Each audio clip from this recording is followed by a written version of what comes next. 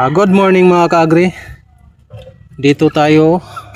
Yan naghuhukay tayo kasi magtatanim tayo ng nyog. Ito yung mga ginagawa natin mga kaagri.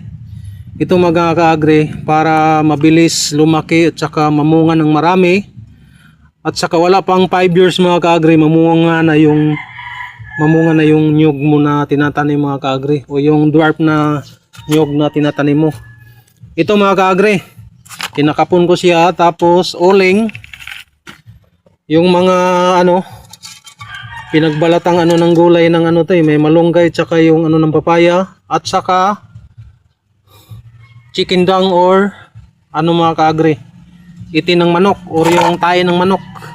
Galing yan dito mga kaagri. Pero meron din ako doon mga kaagri.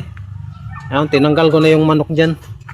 Ngayon itong gagawin natin mga kaagri, diskarte kapag naghukay kayo ng huwag yung laliman gaano mga kaagri. Yung estimatein mo lang yung ng mga konting ganyan yung yung nyog. Pwede na ganyan mga kaagri, mga isa at kalahating roller. Tapos itong ginagawa ko mga kaagri, una pwede yan yung mga ganyan inorganic matter, kasi ito yan ang pataba niya mga kaagri, na dala-dala niya, ma-decompose din naman yan mga kaagri, maging compost din naman yan mga kaagri. Kaya itong gagawin natin mga kaagri, yan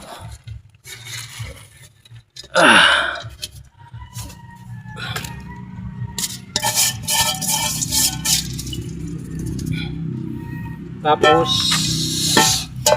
uling,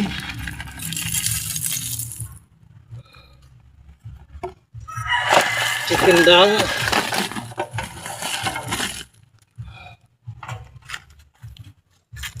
yan mga kaagri. Tapos anuhin mo ng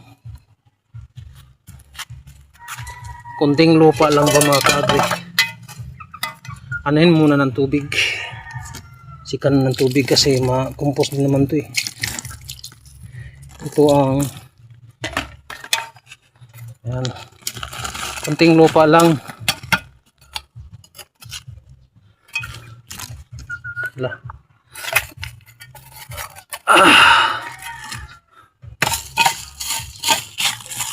Mga ganyan mga kaagri.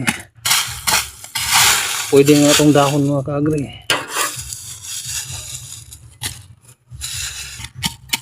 Yan. Na yan mga kaagri. Ganun lang kasimple mga kaagri ang tatanim ng nyug. Yan. Diretso siya mga kaagri.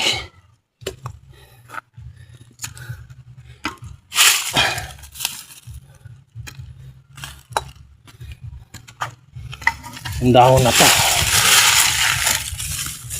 Yan mga kaagri. Dahon na yan.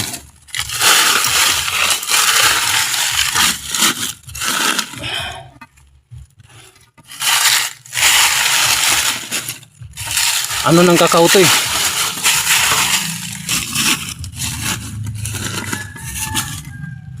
ganun lang kasimple mga kaagri.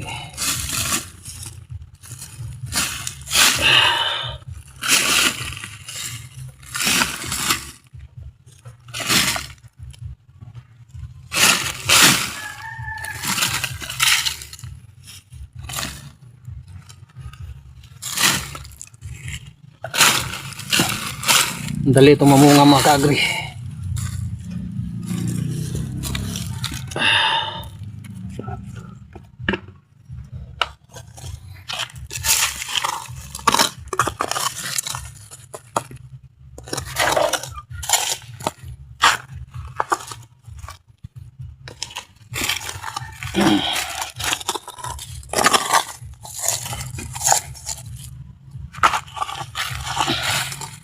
Kailangan mga kaagri, sagana siya sa init.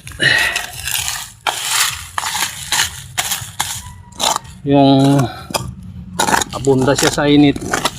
Kasi ang nyug kasi kailangan ng init yan Yan, tingnan mga kaagri ang ating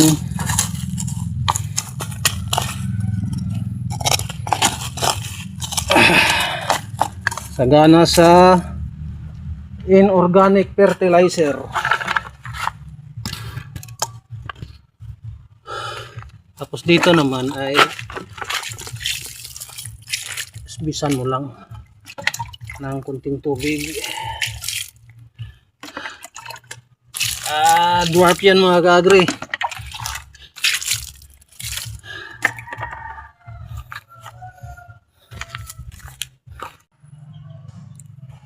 Ito'y paalala mga ka-agri, huwag kayong magtanim ng nyog sa panahon ng tag-init. Kasi kailangan talagang diligan to siya mga ka-agri kapag bagong tanim. Sayang lang yung pagod nyo mga ka-agri kapag hindi nadiligan.